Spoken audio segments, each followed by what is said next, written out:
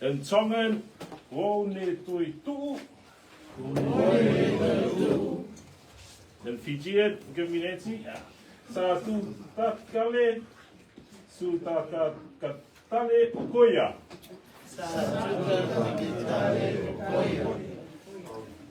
In Australian, he is risen, mate. Okay, every nation on earth can benefit from this good news that he is risen. So praise the Lord for today. I'll pray and then we'll get into our word today.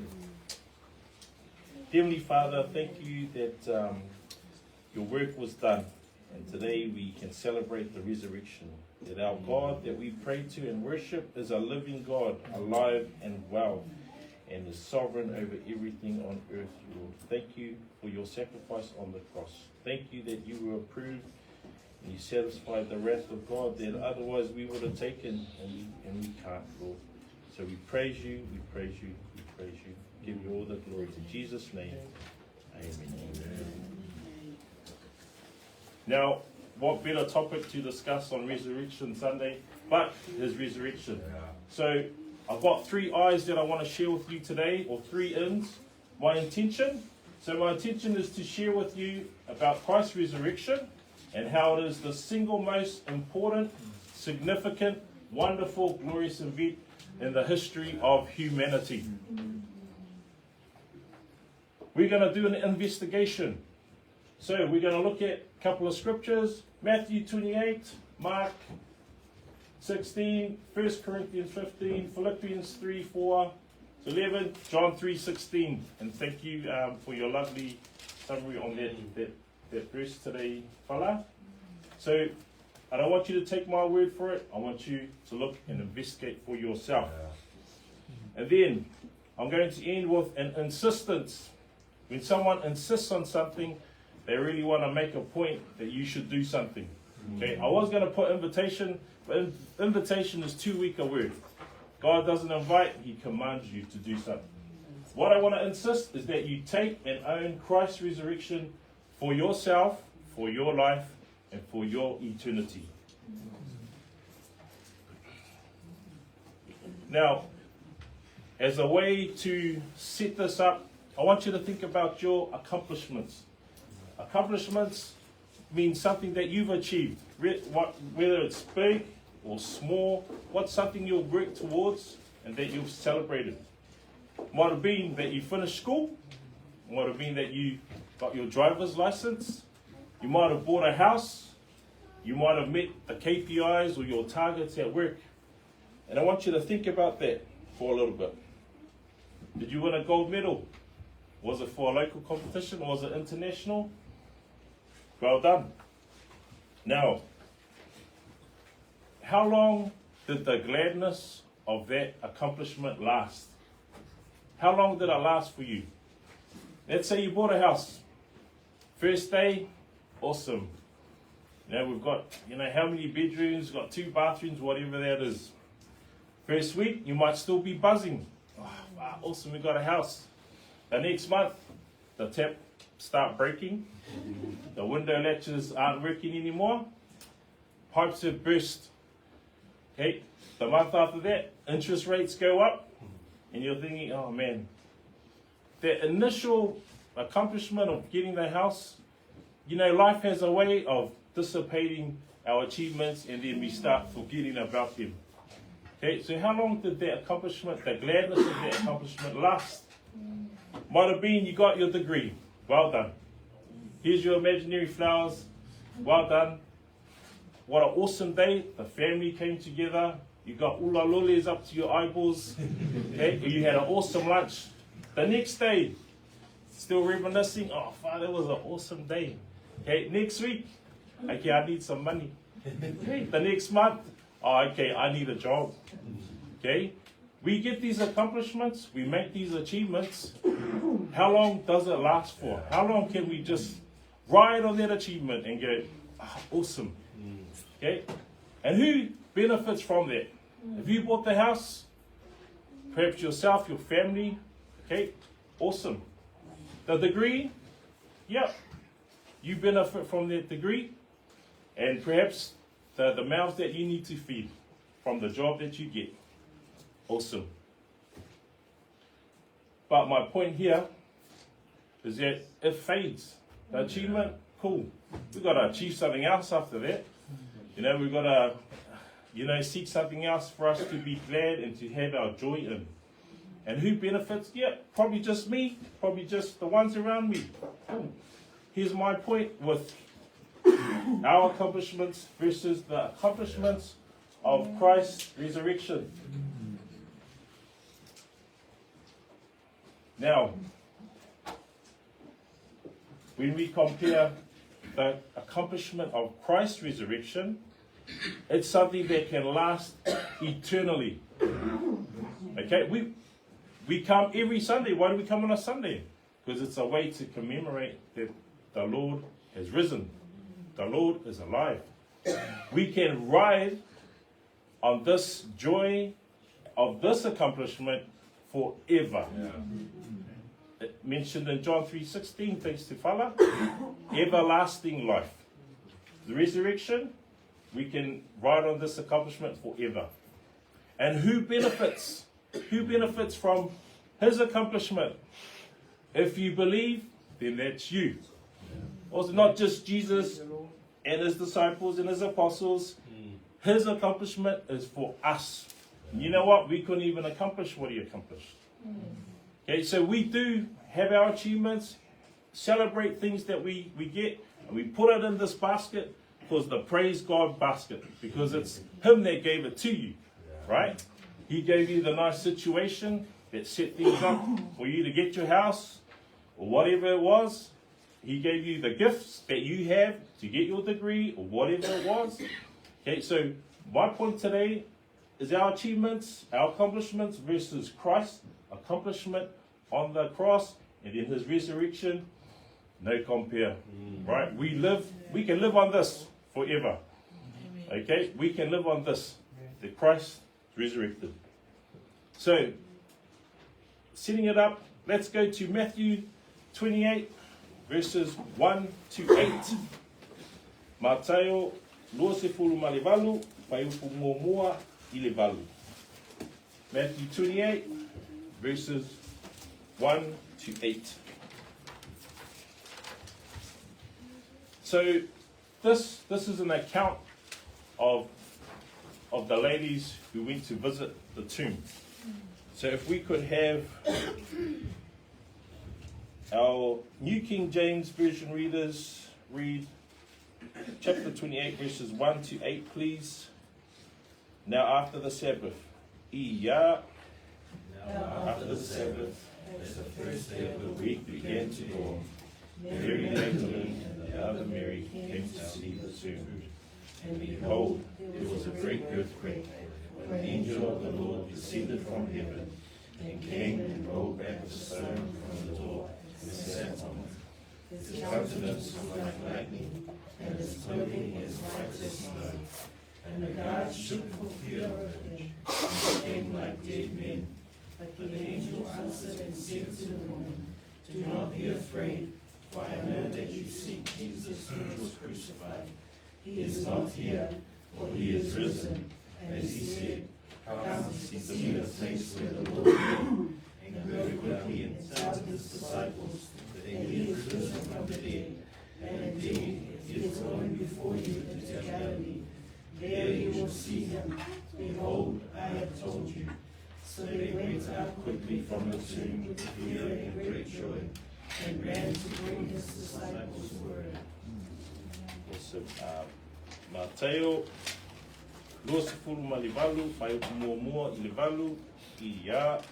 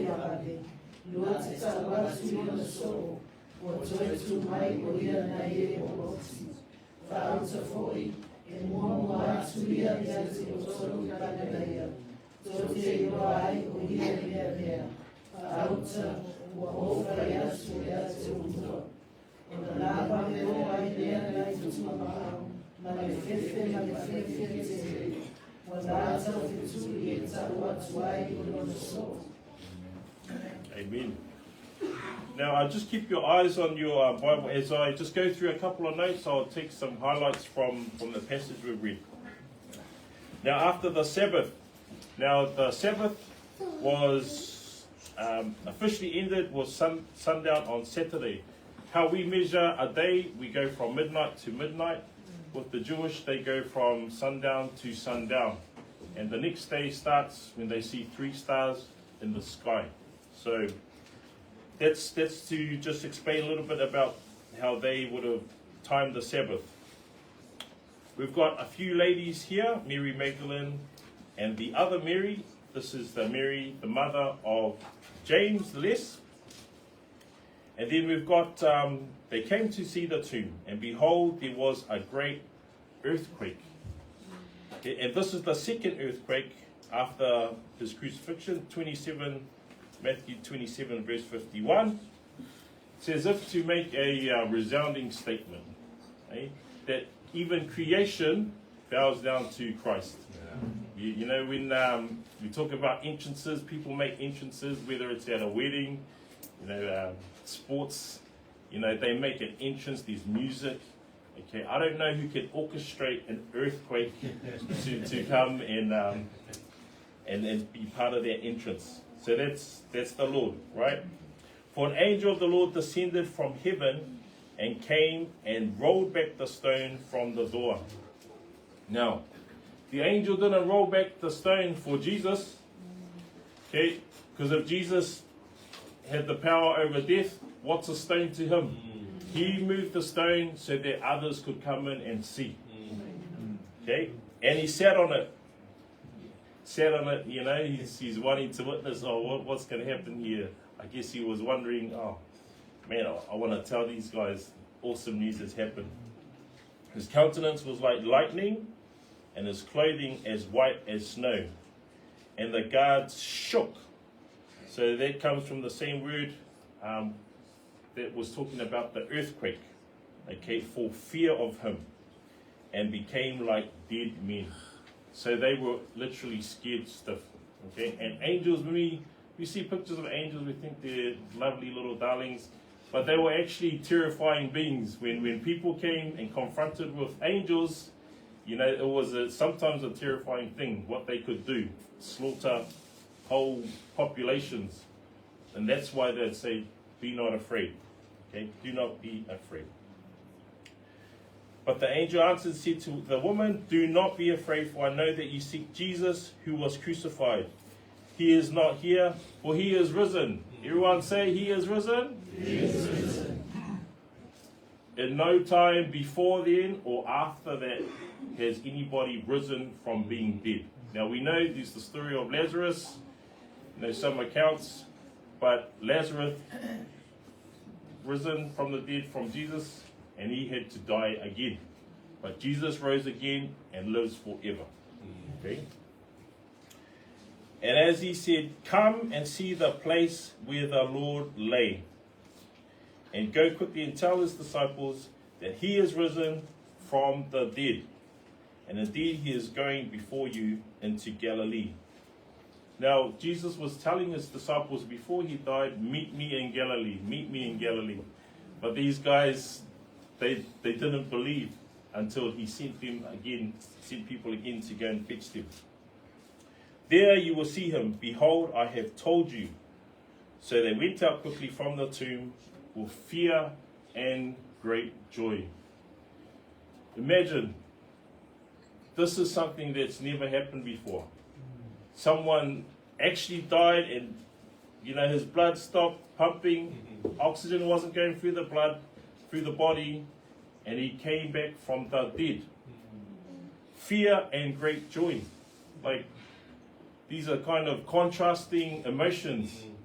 It's what I can relate it to is perhaps someone wins the lotto, they got the ticket, there's joy from the winnings, but fear from losing the ticket, right? There's these contrasting emotions.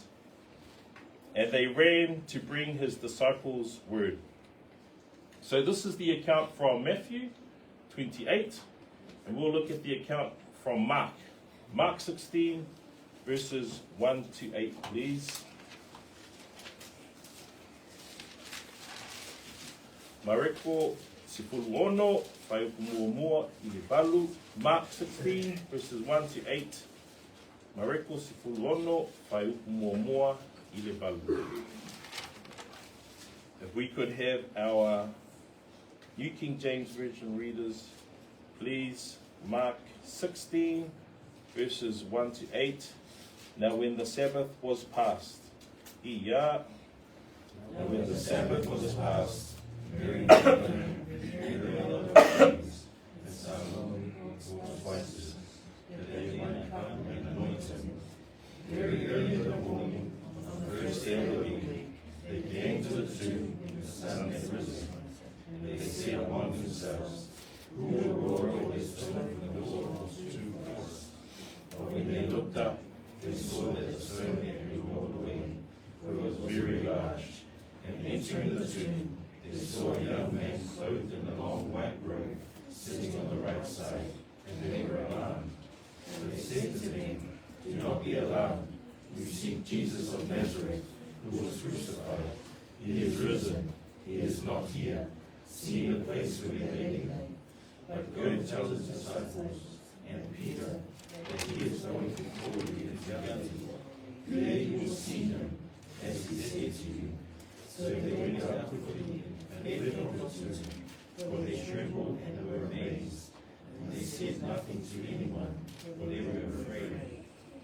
Mareko sifulu ono, whai ukumuamua I le balu, I ia.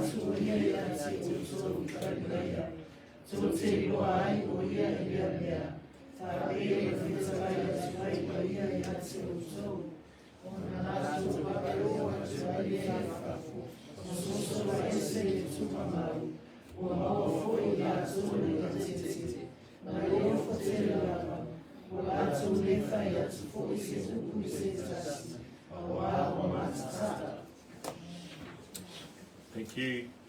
I'll go through this account from Mark, the book of Mark. Now when the Sabbath was past, Mary Magdalene, Mary the mother of James, and Salome. Now these women were the first eyewitnesses to Christ not being in the tomb.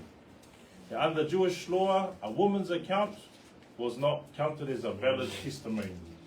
So if someone was to make up this story, they would put men in this place because they would be more accepted in the Jewish community. Okay. It also says here the name of Salome. Now that wasn't a name that was put in Matthew, but when we think about events that we attend, 5 people go to one event, they all get different aspects. They all pick different details and explain different things when they come and tell somebody. So that accounts for that. And they brought spices. Now, did they bring spices to celebrate with a barbecue at the tomb? Did they want to make a nice curry with their spices? No. Okay, they brought spices now that they might come and anoint him. Okay, one commentary says that embalming was not a Jewish thing. So it was an Egyptian thing where they would mummify the body to preserve it. Okay, and they brought these spices, the Jewish brought them because the body was decaying, decomposing, then there would be a smell. So this was a loving gesture from them to bring spices to to offset the stench of the body. So that's one account. And in another account, commentary said they were actually embalming. But the point is that these ladies didn't think that Jesus was alive.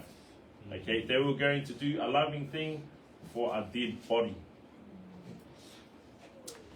So they brought spices that they might come and anoint him.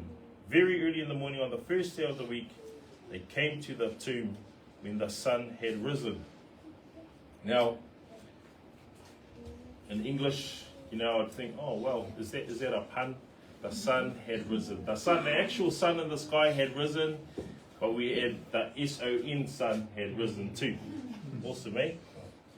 And they said among themselves, who will roll away the stone from the door of the tomb for us? So this is the only account where they're discussing who's going to roll the stone away. Because they're going with their spices, but if they can't get in, then a bit of trouble there, right? But when they looked up, they saw that the stone had been rolled away, for it was very large. Remembering what I said about what the angel did in the passage of Matthew, the stone was rolled away not to let Jesus out, but to let others in to see that the body is not there anymore. But when they looked up, they saw the stone had been rolled away, for it was very large. And entering the tomb, they saw a young man clothed in a long white robe, so that corroborates with Matthew, sitting on the right side, and they were alarmed. But he said to them, again, do not be alarmed, do not be afraid. You seek Jesus of Nazareth, who was crucified. He is risen. Again, everybody, he is risen. He is risen. He is not here. So see the place where they laid him. So the angel is going, come, have a look. He's not here. He is risen. Okay. I know in Luke's account, it says some of his clothing was folded up. Now, and I like the line in Luke. It says, why do you seek the living amongst the dead? He is not here. He is risen. Okay. Verse 7, but go tell his disciples and Peter that he is going before you into Galilee. Now, Peter is mentioned here, and this is a loving encouragement for Peter. Now, please go and tell Peter, because what did Peter do? Remember, he denied Christ 3 times, so he'd be feeling rather low at that point. So this was a loving thing. Go and tell Peter, okay? I still love you. I want to comfort you. So this is Christ, the angel telling the ladies to tell Peter, because they didn't want him to feel down, feel low, okay? Because he's risen. There you will see him as he said to you. So they went out quickly and fled from the tomb, for they trembled and were amazed. And they said nothing to anyone, for they were afraid. Again, those two contrasting feelings, they felt amazed and they felt afraid. Okay? Now, those are two accounts. Okay, these other accounts in Luke, you can see some in John. But what I want to do now is I want to go to 1 Corinthians 15, verses 17 to 20. And the reason I want to go here is to make the point, what if he did not rise? What if there was no resurrection? Okay, we're going to go here. We've seen two accounts of his resurrection.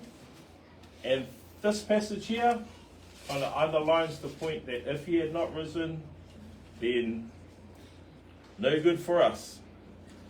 Momoa Koronito, sefulu lima, whai sefulu fitu, ile loa sefulu. So 1 Corinthians 15, if I could have our English version readers, please read that from verse 17. And if Christ is not risen, if Christ is not risen, your faith is futile.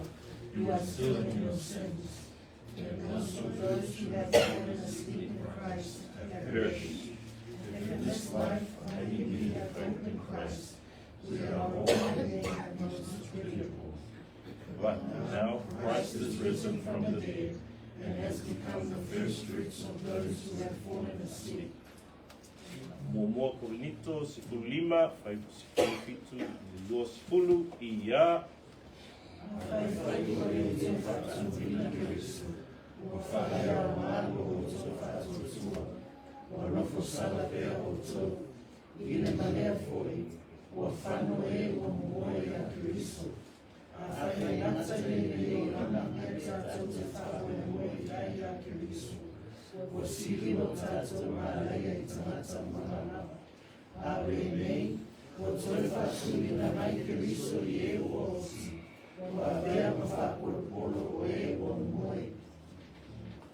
Thank you.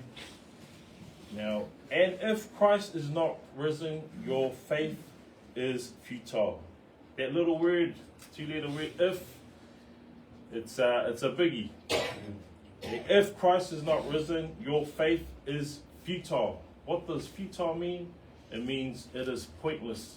It is useless. If I've got a pen, no ink, useless. If I've got a phone, no battery, useless.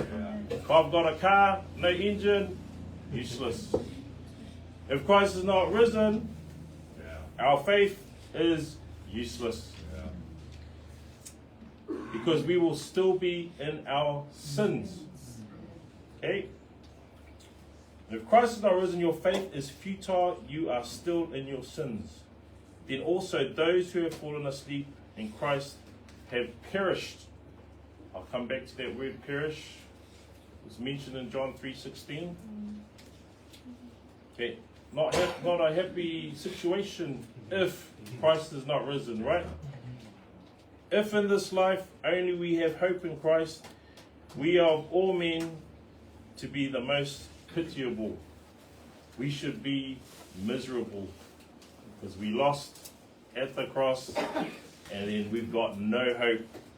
We should be the most miserable people on earth if he is not risen. And I like verse 20, the word but. Okay, the word but, it's a turning point, right? When you're hearing something negative is going to happen, and then you hear the word but, there's some hope, there's some goodness to come. But now Christ is risen from the dead and has become the first fruits of those who have fallen asleep. But now Christ is risen. Okay, don't worry about the if. It's done. Okay, he is risen. And we don't have to imagine if he wasn't alive today. But now Christ is risen from the dead and has become the first fruits. First fruits, this is the first installment of harvest in eternal life. So Jesus opened that up for us, of those who have fallen asleep that was a nice way of saying those who have died. So, our faith, if Christ had not risen, would be useless. Okay? We talk about the cross a lot, and it's a good thing to talk about the cross, but it's because we can relate to it, right? We can relate to the cross because we can relate to sin. We sin a lot. We can relate to shame. We can relate to guilt. Okay, but equally, the gospel message is about Christ risen. Christ covering all of that for us. Okay, so he died and he rose again. Luther says that Christ's death and resurrection are the two hinges on which the door of salvation swings open for us. Praise God for that. So, talking about accomplishments at the start with ourselves, let's look at this super awesome Hebrew, Paul and his accomplishments, because he was the man. So let's go to Philippians 3, verses 4 to 11. Filipi tolu whaiupu whai ili se fulu tasi. Philippians 3, 4 to 11.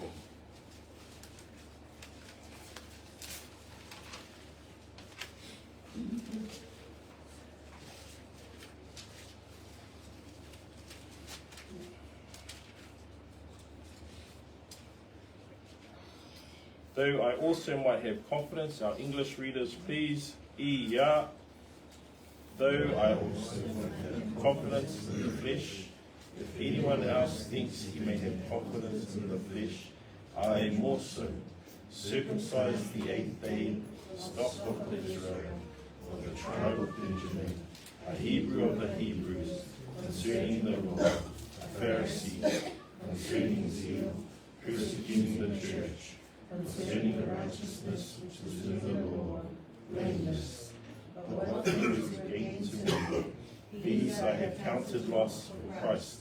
Yet indeed I also count all things loss for the excellence of the knowledge of Christ Jesus my Lord, for whom I have suffered the loss of all things, and count them as rubbish, that I may gain Christ, and be found in him, not having my own righteousness, which is from the law, but that which is through faith in Christ, the righteousness which is from God by faith, that I may know him, and the power of his resurrection, and the fellowship of his sufferings, being conformed to his death, and if by any means I may attain to the resurrection from the dead.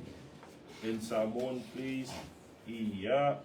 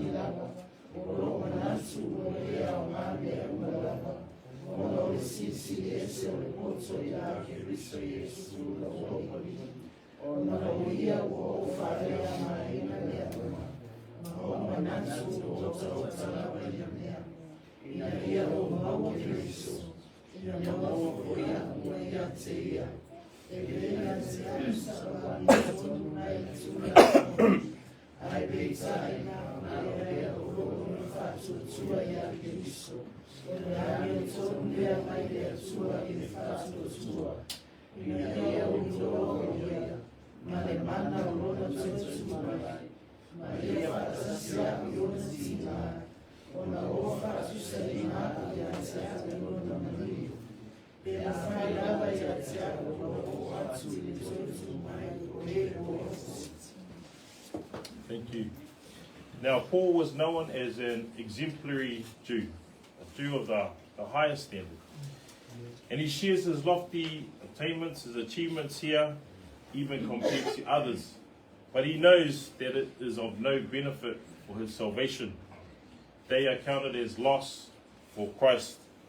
He says, though I also might have confidence in the flesh, if anyone else thinks he may have confidence in the flesh, I more so.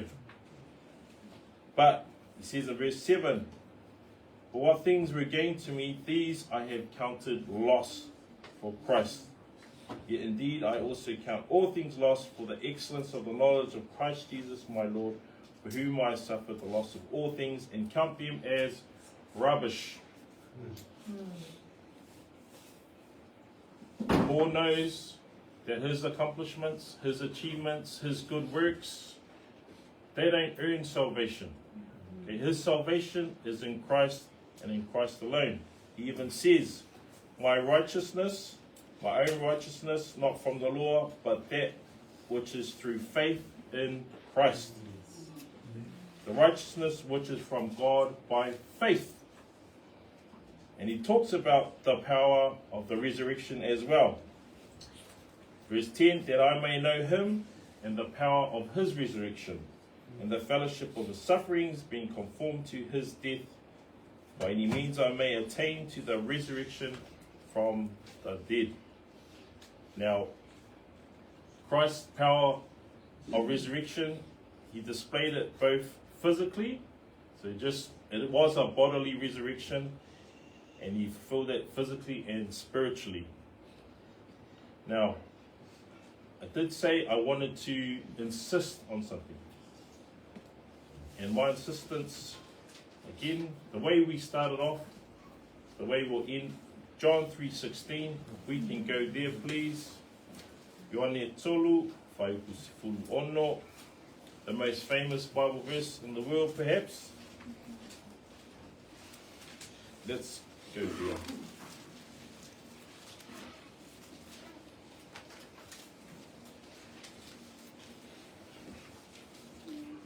John 3:16, New King James Version readers, for God so loved Iya, for God so loved the world, that he gave his only begotten Son, that whoever believes in him shall not perish, but have everlasting life.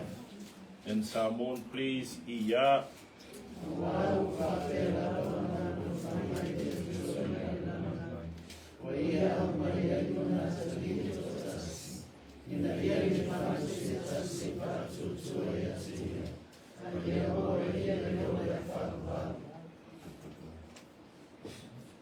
I like how Fala shared that at the start. God initiated, he demonstrated, and then he's got a promise. And I love how Fala pointed those things out for us.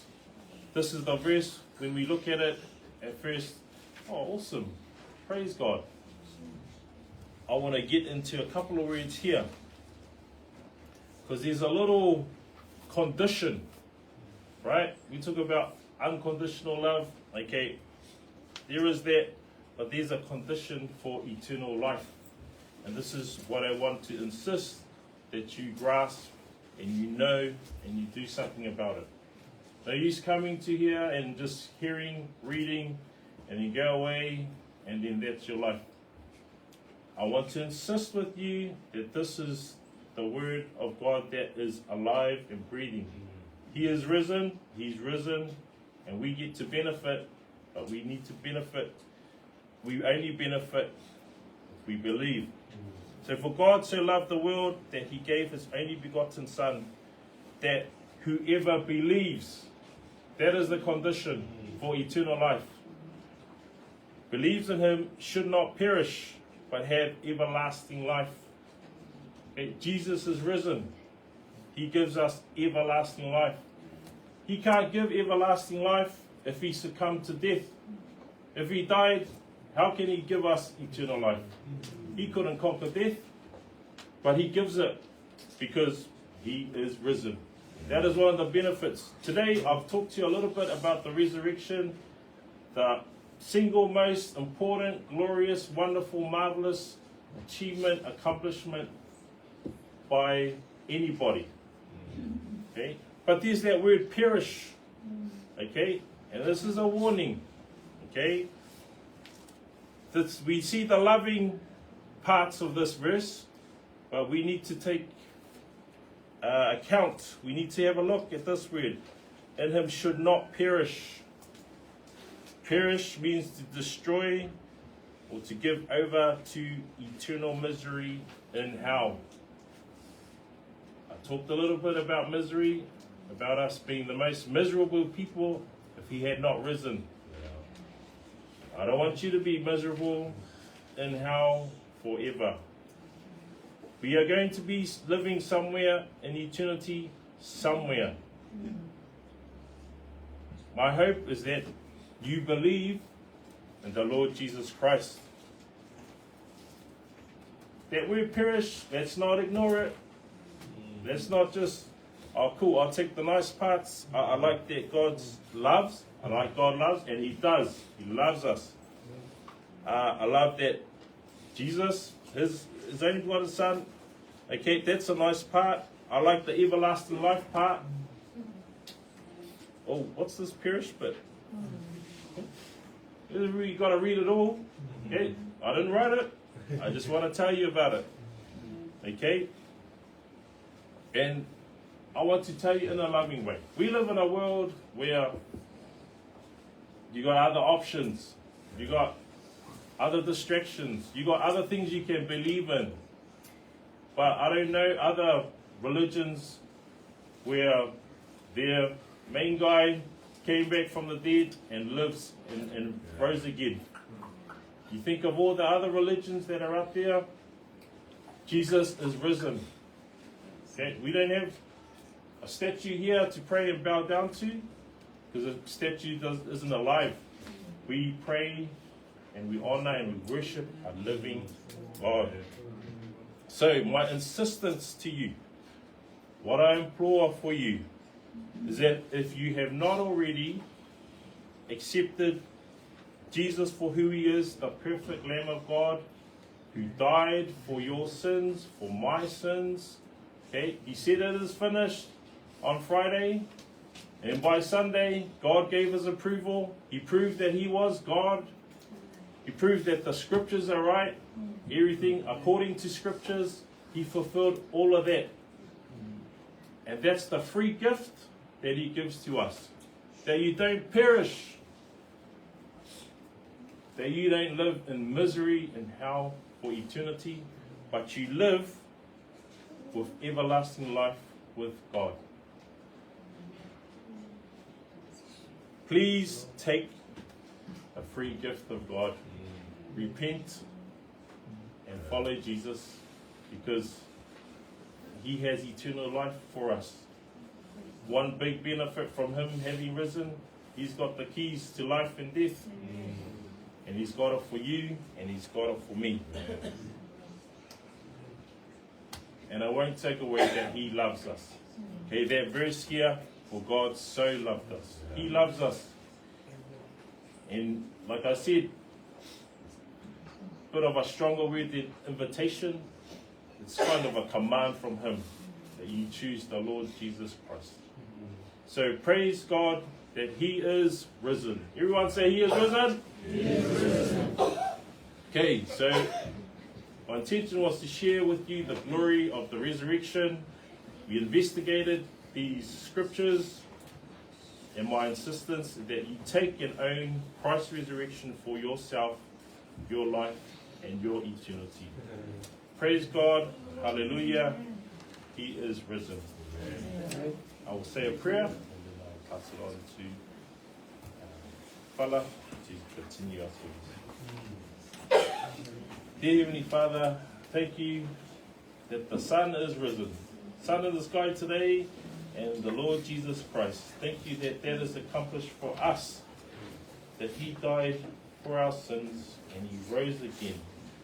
He satisfied your wrath at the cross, and we can all benefit and live off this accomplishment for today and for all eternity. Lord, thank you that you have risen, Lord. Thank you that you are alive, you are well, you are omniscient, you are all-knowing, you are all-powerful. You are omnipresent. You are all around us. You are here around us all the time, Lord. And we can trust in a living God, a God that can give eternal life because he conquered the grave and is alive today. We praise you, Lord Jesus. I pray for the souls here today. They have not already taken Jesus as their Lord and Savior. That today be the day, Lord. Today be the day. Thank you, Lord, for your love, your mercy, and your grace on us. In Jesus' name we pray.